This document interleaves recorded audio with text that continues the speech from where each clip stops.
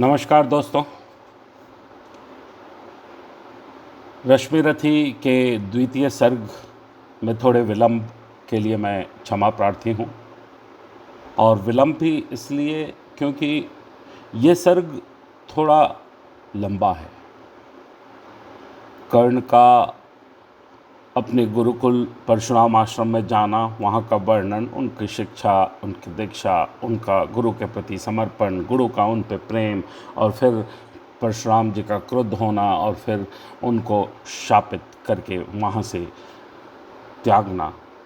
तो इसकी रिकॉर्डिंग मैंने कल की तो वो लगभग 30 मिनट का आया, जो मुझे लगा ये आप तक पहुँचाना सार्थक नहीं होगा, क्योंकि 30 मिनट तक लगातार मुझे समय देना शायद अनुचित होगी। इसलिए मैं आज इसको आप तक पहुंचाने का प्रयास कर रहा हूं, और इसको मैं द्वितीय सर्ग को 3 भागों में, क, ख और ग, 3 भागों में करने का प्रयत्न करता हूं, ताकि यथोचित आप 10-10, 12-12 मिनट का समय न्यायोचित ढंग से आप मुझे दे पाएँ। तो लीजिए द्वितीय सर्ग,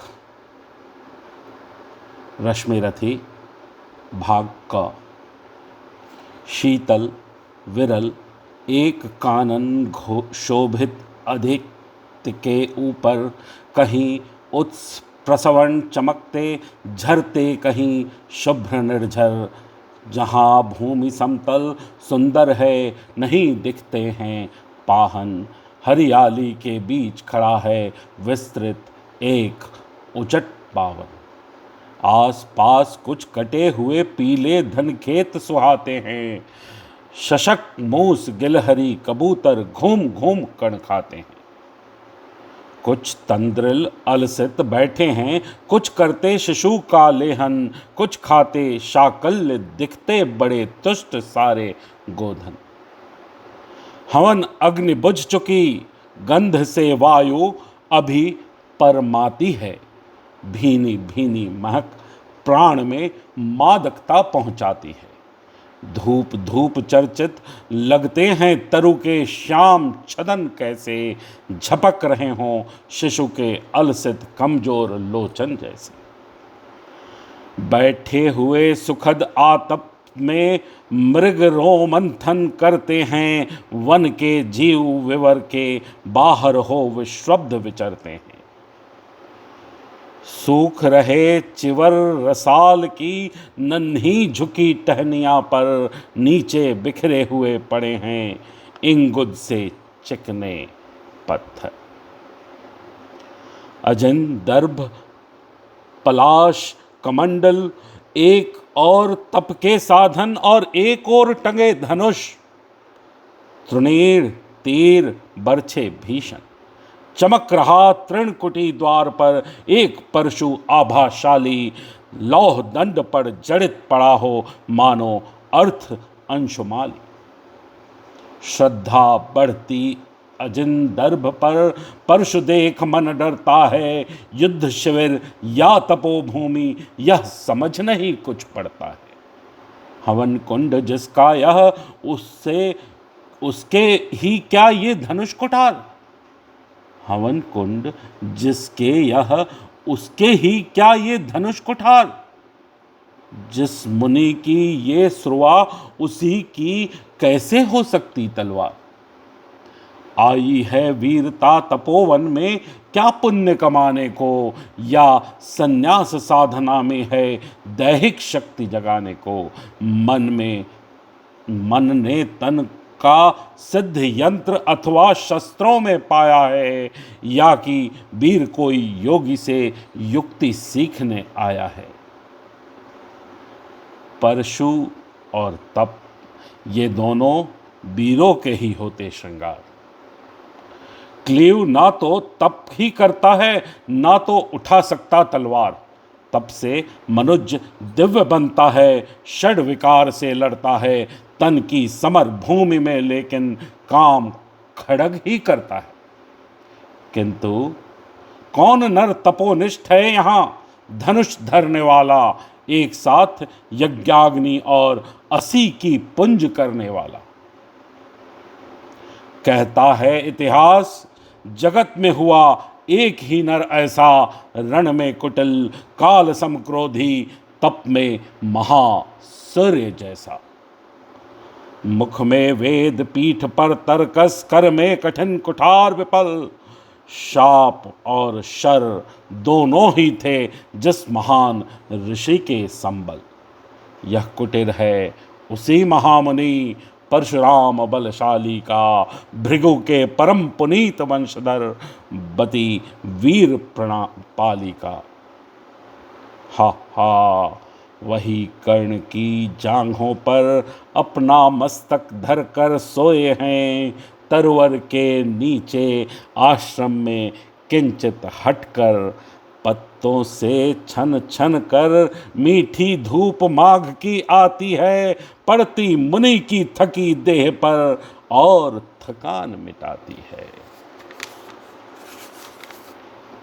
कर्ण मुग्ध हो भक्ति भाव में मग्न हुआ सा आता है, कभी जटा पर हाथ फेरता, पीठ कभी सहलाता है। चढ़े नहीं चींटियां वदन पर, पड़े नहीं तृणपाल कहीं, कर्ण सजग है उचट जाए गुरुवर की कच्ची नींद कहीं। वृद्ध देह तप से कृश, काया उस पर आयुद्ध संचालन, हाय पड़ा श्रम भार देव पर, अस्मय यह मेरे कारण। किंतु वृद्ध होने पर भी अंगों में है क्षमता कितनी, और रात दिन मुझ पर दिखलाते रहते ममता कितनी। कहते हैं ओ वत्स, पुष्ट कर भोग ना तू यदि खाएगा, मेरे शिक्षण की कठोरता को कैसे सह पाएगा। अनुगामी यदि बना कहीं तू, खान पान में भी मेरा सूख जाएगा लहू, बचेगा हड्डी भर ढांचा तेरा। जरा सोच, कितनी कठोरता से मैं तुझे चलाता हूं, और नहीं तो एक पाव दिन भर में रक्त जलाता हूं। इसकी पूर्ति कहां से होगी। बना अगर तू सन्यासी, इस प्रकार तो चबा जाएगी तुझे भूख सत्यानाशी। पत्थर सी हो मांसपेशियां, लोहे से भुजदंड अभय, नस नस में हो लहर आग की, तभी जवानी पाती जय। विप्र हुआ तो क्या रखेगा रोक, अभी से खाने पर कर लेना घनघोर तपस्या, वह चतुर्थ के आने पर। ब्राह्मण का है धर्म त्याग, पर क्या बालक भी त्यागी हो। जन्म साथ सिलोक्ष वृत्ति के ही, क्या वे अनुरागी हों। क्या विचित्र रचना समाज की, गिरा ज्ञान ब्राह्मण घर में, मोती बरसा वैश्य वैश्य में, पड़ा खड़ग क्षत्रिय कर में। खड़ग बड़ा उद्धत होता है, उद्धत होते हैं राजे, इसलिए तो सदा बनाते रहते वे रण के बाजे। और करे ज्ञानी ब्राह्मण क्या, असी विहीन मन डरता है, राजा देता मान, भूप का वह भी आदर करता है। सुनता कौन यहाँ ब्राह्मण की, करते सब अपने मन की, डूबो रही शोणित में भूको, भूपों की लिप्सा रण की। और रण भी किस लिए, नहीं जग के दुख दैन्य भगाने को, पर शोषक पथ भ्रांत मनुज को, नहीं धर्म पर लाने को। रण केवल इसलिए कि राजे और सुखी हों, मानवी हों और प्रजाएं मिलें उन्हें, वे और अधिक अभिमानी हों। रण केवल इसलिए कि वे कल्पित अभाव से छूट सके, बड़े राज्य की सीमा, जिससे अधिक जनों को लूट सके। रण केवल इसलिए कि सत्ता बढ़े, नहीं पता डोले, भूपों के विपरीत ना कोई कहीं कभी कुछ भी बोले। ज्यों ज्यों मिलती विजय, अहंग नरपाति का बढ़ता है, और जोर से वह समाज के सिर पर चढ़ता जाता है। अब तो है यह दशा, जो कुछ है वह राजा का बल है। ब्राह्मण खड़ा सामने, केवल लिए शंख गंगा जल। कहाँ तेज ब्राह्मण में अविवेकी राजा को रोक सके। धरे कुपंथ पर अभी पाँव वह, तत्क्षण उसको टोक सके। और कहे भी तो ब्राह्मण की बात कौन सुनता है। यहाँ रोज राजा ब्राह्मण को अपमानित करता है। चलती नहीं यहाँ पंडित की, चलती नहीं तपस्वी की। जय पुकारती प्रजा रात दिन, राजा जय यशस्वी की। आज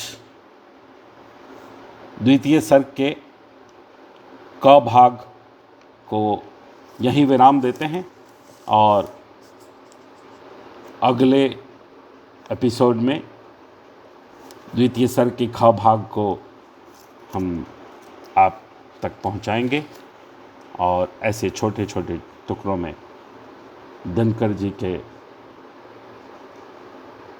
रसायन का रसपान, साहित्य के रसायन का रसपान आप करते रहें और मुझे आशीर्वाद देते रहें, ये सौभाग्य देते रहें कि मैं आपका रसास्वादन कराता रहूं।